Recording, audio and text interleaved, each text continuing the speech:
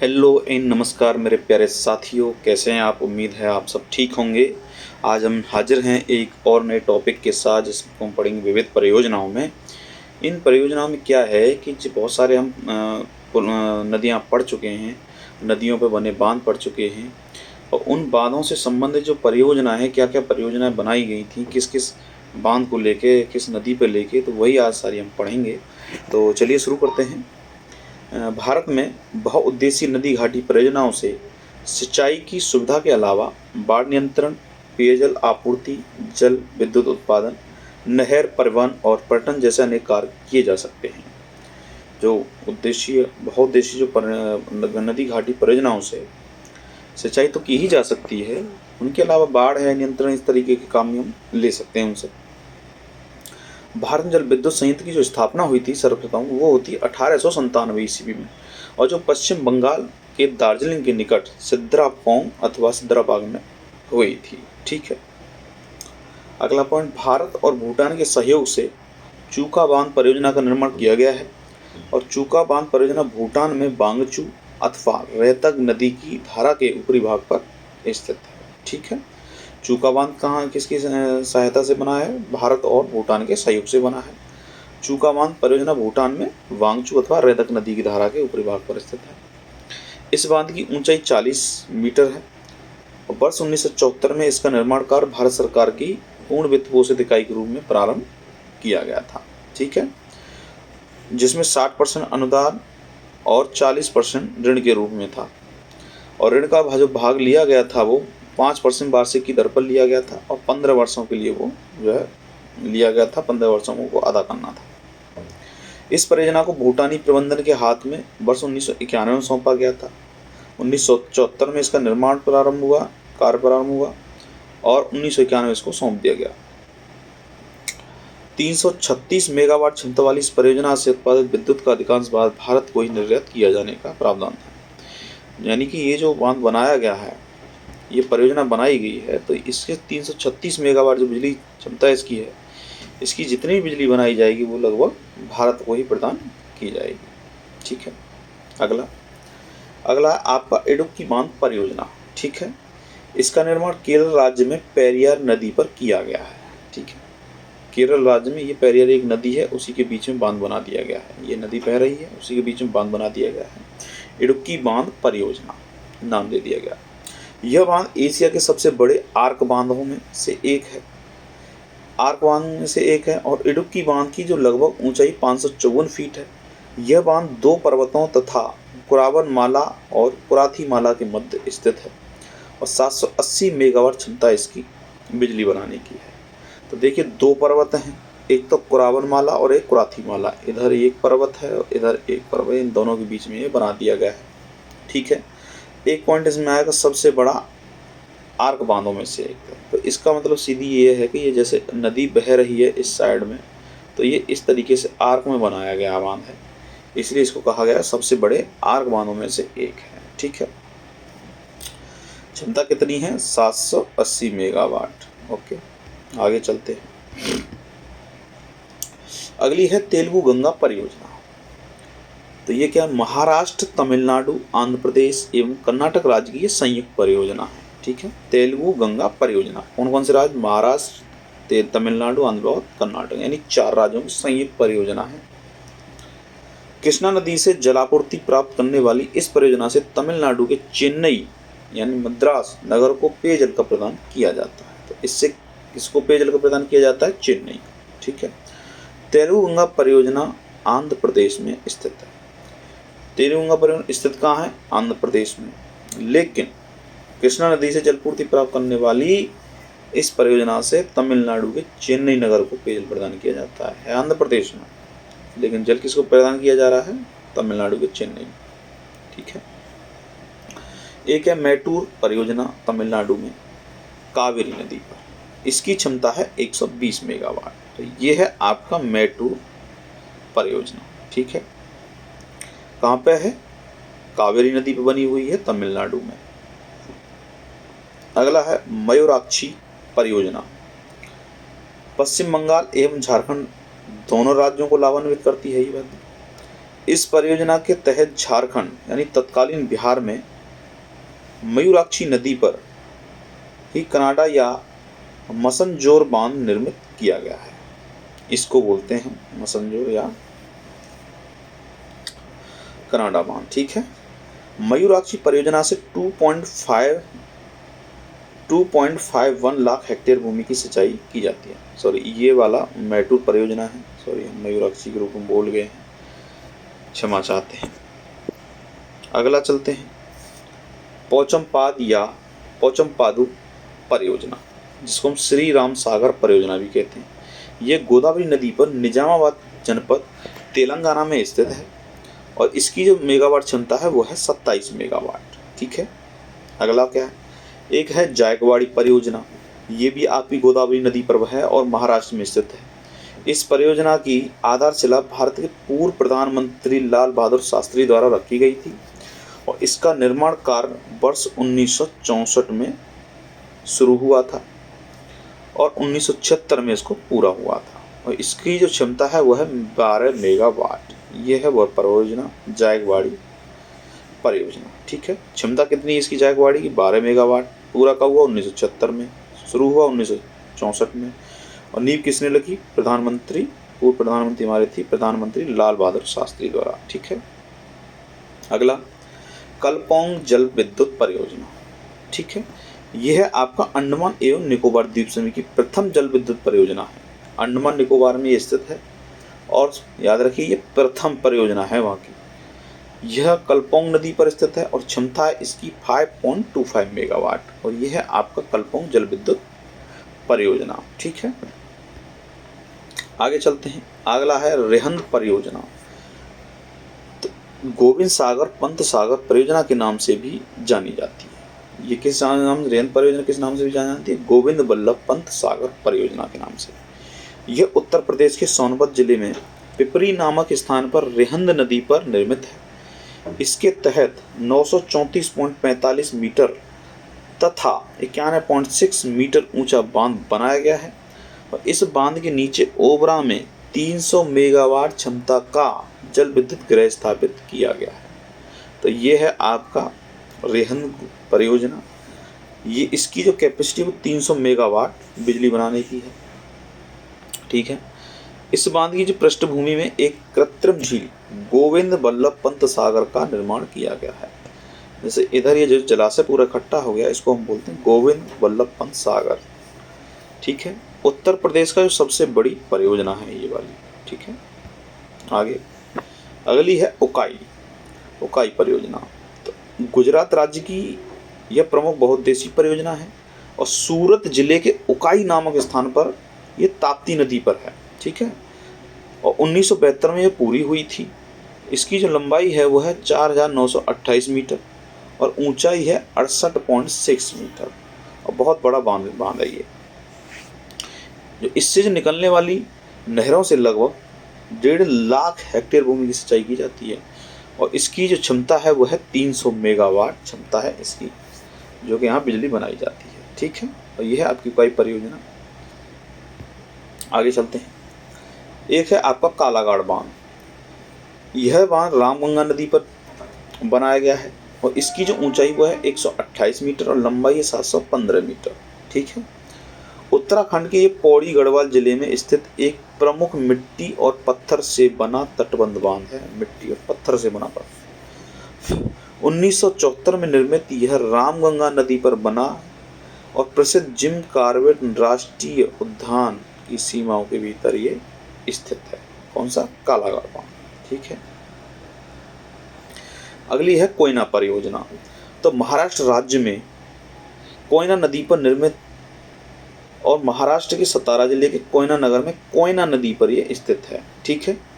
तो महाराष्ट्र राज्य में है कोयना नदी पर, सतारा जिले में, और ये कोयना नदी पर स्थित है और ये सबसे बड़ी जल विद्युत परियोजनाओं में से एक है।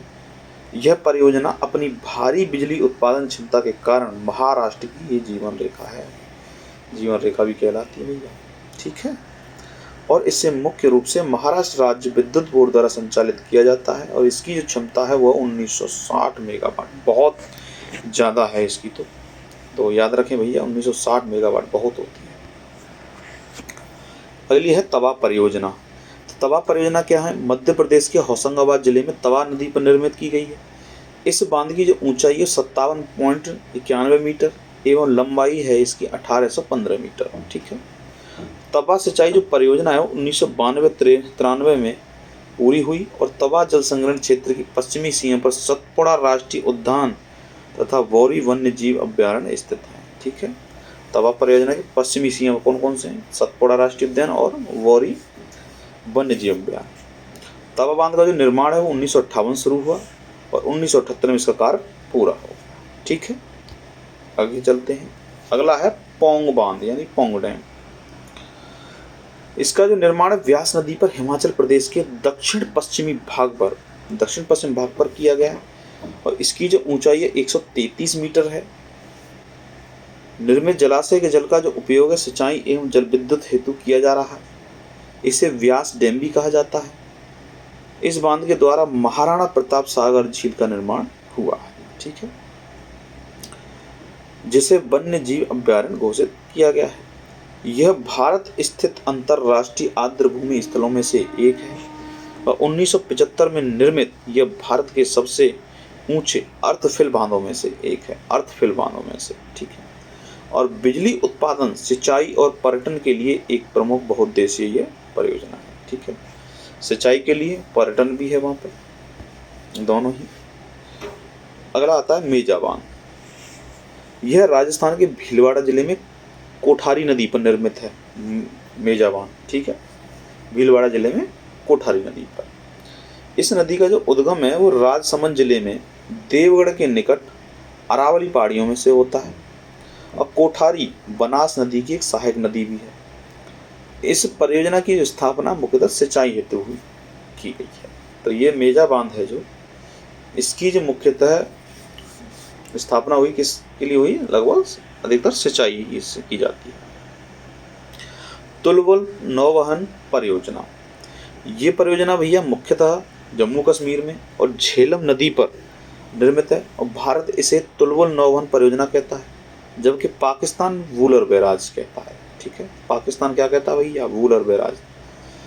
भारत ने वर्ष 1984 वूलर झील के मुहाने पर झेलम नदी पर इस बैराज के निर्माण का कार्य प्रारंभ किया था और इस परियोजना पर भारत एवं पाकिस्तान के मध्य विवाद तब उभरकर सामने आया जब वर्ष 1987 में पाकिस्तान द्वारा इस निर्माण कार्य को वर्ष 1960 की सिंधु जल संधि का उल्लंघन मानते हुए रोकने की मांग की गई थी। इसको तुलवल नौवहन परियोजना को जो भारत जब बना रहा था तो पाकिस्तान द्वारा इस पर आपत्ति दर्ज की गई थी। अगला है बगलीहार जल विद्युत परियोजना। इसमें क्या है? जम्मू और कश्मीर के डोडा में जो डोडा जिला है उसमें चिनाब नदी पर बनाया गया है बगलीहार और जम्मू कश्मीर के रामबन जिले में चिनाब नदी पर स्थित एक प्रमुख रन ऑफ द रिवर विद्युत परियोजना है यह। ठीक है। इसकी कुल स्थापित क्षमता है 900 मेगावाट। ठीक है। और यह भारत की महत्वपूर्ण इंजीनियरिंग की उपलब्धि है जो क्षेत्र की ऊर्जा जरूरतों को ये पूरा करती है। अगला आपका दमन गंगा सिंचाई परियोजना। ये वलसाड जिले में है, दक्षिणी गुजरात में वापी से 30 किलोमीटर दूर दमन गंगा नदी पर स्थित है। पश्चिमी भारत की एक प्रमुख जल संसाधन और नदी जोड़ो पहल है। इसका मुख्य उद्देश्य सिंचाई, औद्योगिक व घरेलू जल पूर्ति, पन बिजली उत्पादन और क्षमता इसकी 2 मेगावाट। मुख्य उद्देश्य क्या? सिंचाई, औद्योगिक और घरेलू जलापूर्ति और बिजली बनाना। क्षमता सिर्फ 2 मेगावाट। ओके। आगे गिरना सिंचाई परियोजना। ये आपकी महाराष्ट्र के जलगांव जिले में है और गिरना नदी पर निर्मित है। गिरना मुख्य उद्देश्य इसका कृषि के लिए पानी उपलब्ध कराना और बाढ़ को नियंत्रण करना। अगला पांबा सिंचाई परियोजना। तो पांबा नदी पर बनी है केरल में पट्टानम थिट्टा जिले में स्थित है। इस परियोजना का जो मुख्य उद्देश्य जल विद्युत उत्पादन के बाद बचे हुए पानी का उपयोग करके कृषि भूमि को सिंचाई सुविधा उपलब्ध कराना। पानी भी जल विद्युत बनाना ही है और उसके बाद सिंचाई भी करना है। अगला है सुइल जल विद्युत परियोजना। यह आपकी हिमाचल प्रदेश में चंबा जिले में पड़ती है और सुइल नदी पर बनी हुई है। सुइल रावी नदी की एक सहायक नदी भी है और यह आपकी सुई जल विद्युत परियोजना। अगले, दुलहस्ती हाइड्रो पावर, ये कहाँ है? ये जम्मू कश्मीर के किश्तवाड़ जिले में चिनाब नदी पर अवस्थित है। दुलहस्ती हाइड्रो पावर कहाँ है? किश्तवाड़ जिले में चिनाब नदी पर। अगला है, ललितपुर में बेतवा नदी पर स्थित है राजघाट परियोजना, उसको हम रानी लक्ष्मीबाई बांध परियोजना के नाम से भी जानते हैं। ठीक है। एक अगला है किसाऊ बांध, यह यमुना की सहायक नदी टोंस पर स्थापित किया जा रहा है और टोंस हिमाचल प्रदेश एवं उत्तराखंड की सीमा से होकर प्रवाहित होती है, टोंस नदी। इस परियोजना से मुख्यतः लाभान्वित होने वाले जो राज्य हैं वो उत्तराखंड और हिमाचल प्रदेश हैं। ओके। अगला है आपका गोदावरी नदी पर स्थित बबली प्रोजेक्ट, ये महाराष्ट्र और तेलंगाना की एक अंतर्राज्यीय विवादित बांध परियोजना है। याद रखिए, बबली प्रोजेक्ट जो है, जो गोदावरी नदी पर स्थित है, महाराष्ट्र और तेलंगाना में एक विवादित है। तपोवन और विष्णुगढ़ जल विद्युत परियोजना, ये कहाँ है? ये आपकी उत्तराखंड के चमोली जिले में धौली गंगा नदी पर स्थित है। ठीक है। तपोवन विष्णुगढ़ जल विद्युत परियोजना कहाँ पे है? धौली गंगा नदी पर स्थित है और चमोली जिले उत्तराखंड के। महाकाली संधि भारत और नेपाल के मध्य फरवरी 1996 में हुई थी। इस संधि द्वारा महाकाली अथवा शारदा नदी के जल के उपयोग की सीमा निर्धारित की गई और इस संधि के क्षेत्र में शारदा बैराज, टनकपुर बैराज एवं प्रस्तावित पंचमेश्वर परियोजना आच्छादित है। अगला है कल्पसर परियोजना, ये खंबात की खाड़ी के पार एक बांध बनाने की योजना है जिससे ज्वारीय शक्ति उत्पन्न की जाएगी और इस योजना के तहत एक विशाल जलाशय के निर्माण की भी योजना है जिसके ताजे जल का उपयोग कृषि, पेयजल एवं औद्योगिक प्रयोग हेतु किया जाएगा। यह आपका कल्पसर प्रोजेक्ट जो कि खम्बात की खाड़ी में बनाया जा रहा है, वहाँ का प्रोजेक्ट है। ठीक है। ये एक बनाया गया किस तरीके से, ये इसकी जो लंबाई लगभग 30 किलोमीटर रहेगी डैम की, और नर्मदा, ताप्ती, माही और साबरमती नदियों का मीठा पानी यहाँ संरक्षित होगा। चारों नदियों, नर्मदा, ताप्ती, माही और साबरमती। सौराष्ट्र के 9 जिलों और 42 तालुकाओं को ये लाभ देगा। 9 जिले और 42 तालुके, लगभग 10 लाख हेक्टेयर भूमि को यह सिंचाई इससे मिलती रहेगी आपको। अगला क्या है? दिसंबर 1959 में भारत सरकार और नेपाल सरकार के बीच गंडक बैराज के निर्माण पर समझौता हुआ था 1959 में, और बैराज का जो निर्माण है गंडक नदी पर वाल्मीकि नगर में वर्ष 1968-69 में किया गया, जिसका उद्देश्य है नेपाल, उत्तर प्रदेश, बिहार में सिंचाई सुविधा उपलब्ध कराना। किसका? गंडक बैराज का सिंचाई सुविधा उपलब्ध कराना। इसके तहत पश्चिमी नहर प्रणाली, पूर्वी नहर प्रणाली और नेपाल में एक विद्युत केंद्र हेतु जल के बंटवारे पर सहमति बनी थी। ठीक है। अब आ जाते हैं अंतर्राज्यीय जल विवाद न्यायाधिकरण के बारे में।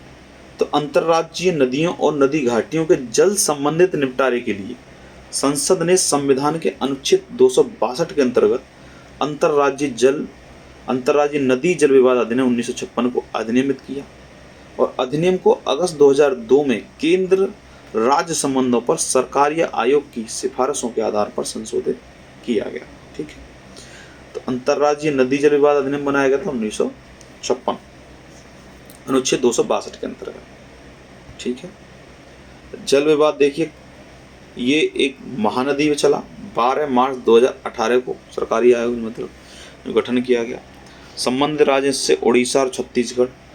कृष्णा नदी है, 2 अप्रैल 2004 को गठन किया गया, प्रभावी 1 फरवरी 2006 से उच्चतम न्यायालय के आदेश पर। और यह आंध्र प्रदेश, कर्नाटक, महाराष्ट्र, ऐसे आंध्र प्रदेश में तेलंगाना भी शामिल है, इनसे संबंधित जो है विवाद है। वंशधारा नदी क्या है भैया? यहाँ 24 फरवरी 2010 को गठन किया गया, उड़ीसा और आंध्र प्रदेश के बीच है। महादाई और मांडवू नदी, ये गोवा, कर्नाटक और महाराष्ट्र के बीच जो है विवाद चल रहा है। रावी और व्यास नदी, ये पंजाब, हरियाणा, राजस्थान तीनों में जो इनका विवाद है। गोदावरी को लेके आंध्र प्रदेश, महाराष्ट्र, कर्नाटक और मध्य प्रदेश में विवाद है। नर्मदा को लेके गुजरात, मध्य प्रदेश, महाराष्ट्र और राजस्थान में लेके इनको विवाद है। तो ये था हमारा आज का सेशन, और वीडियो अगर आपको अच्छी लगती है तो प्लीज़ लाइक करें, चैनल को सब्सक्राइब करें, अपने दोस्तों को भी इसको शेयर करें और आप ऐसे ही पढ़ते रहिए, आगे बढ़ते रहिए। जय हिंद दोस्तों, नमस्कार।